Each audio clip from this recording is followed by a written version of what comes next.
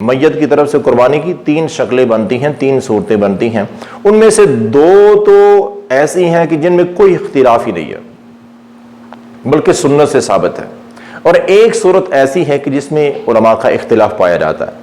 میں آپ کو بتا دیتا ہوں۔ نمبر 1، ایسی صورت کہ میت جو مرنے والا ہے وہ مرنے سے پہلے وصیت کر گیا تھا اپنے ورثاء کو کہ میری طرف سے قربانی کرنا، تو ورثاء کو چاہیے کہ وہ قربانی کریں، یا پھر وہ کچھ جانور چھوڑ گیا تھا کہ یہ جانور میں وقف کر کے جا رہا ہوں کہ میرے نام کی قربانی کرنا، تو وہ تو واجب ہے، فرض ہے، واجب ہے، لازم ہے کہ اس کے ورثاء اس کی طرف سے قربانی کریں۔ اس میں کوئی اختلاف نہیں ہے، کوئی شک نہیں ہے، بالکل درست ہے، صحیح ہے، سنت کے مطابق ہے۔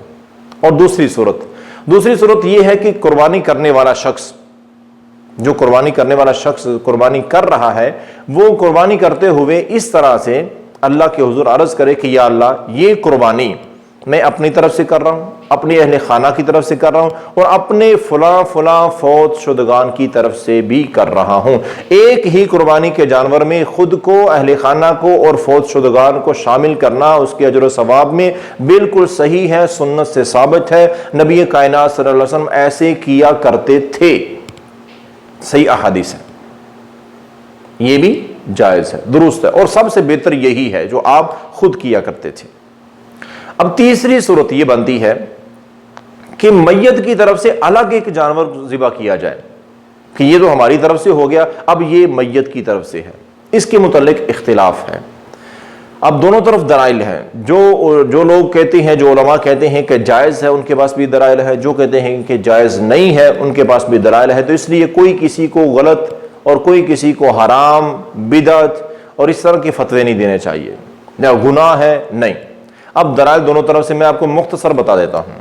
اب جو لوگ کہتے ہیں کہ میت کی طرف سے الگ سے قربانی کرنا جائز ہے، وہ یہ کہتے ہیں کہ جیسے نبی کریم صلی اللہ علیہ وسلم نے میت کی طرف سے قربانی کی ہے، اگرچہ آپ نے اپنی قربانی میں ہی ان کو شامل کیا ہے، لیکن قربانی تو آپ نے کی ہے نا۔ جو صحابہ کرام فوت ہو گئے، آپ نے فرمایا کہ یا اللہ، یہ قربانی جو میں کر رہا ہوں یہ میری طرف سے، میرے اہل خانہ کی طرف سے اور میری ساری امت کی طرف سے۔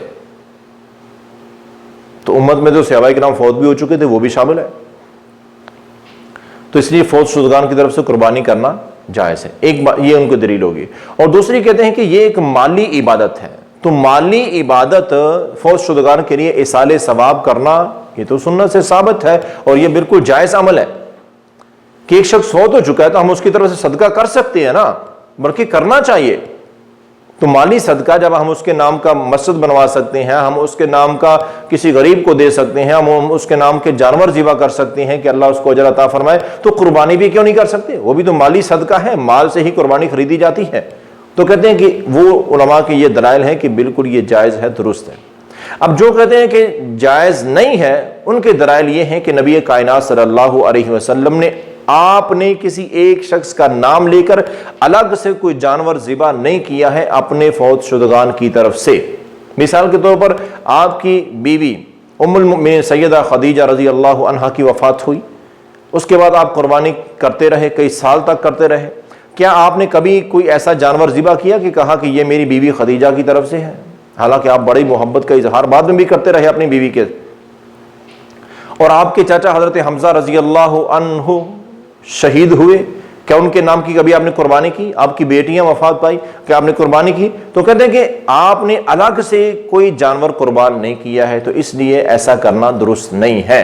وہ بھی حرام نہیں کہتے، درست نہیں ہے، جائز نہیں ہے۔ تو اس لیے ہمیں بھی فتوے نہیں دینے چاہیے کہ یہ ناجائز ہے، یہ حرام ہے، یہ گناہ ہے، یہ بدعت ہے، بالکل غلط بات ہے۔ یہ اختلافی بات ہے۔ تیسری بات، تو میری سمجھ کے مطابق میں یہ سمجھتا ہوں کہ دوسرا جو طریقہ نا وہ اختیار کریں، وہ سنت سے ثابت ہے، کئی احادیث میں موجود ہے کہ جانور ذبح کرتے ہوئے کہ یا اللہ، یہ میری طرف سے، میرے اہل خانہ کی طرف سے اور میرے فلاں فلاں فوت شدگان کی طرف سے، بالکل درست ہے، حدیث سے ثابت ہے۔ اور ایسے ہی آپ ایک جانور 2 کریں، 3 کریں، 10 کریں، 100 جانور کریں، سب پہ ایسے کہہ دیں، ان کو بھی اجر ملے گا، ہمیں بھی اجر ملے گا، فوت شدگان کے لیے بھی اجر ہو جائے گا۔ تو یہ سنت طریقہ ہے اور بغیر اختلاف کی ہے، اسی پر عمل کریں، یہی بہتر ہے۔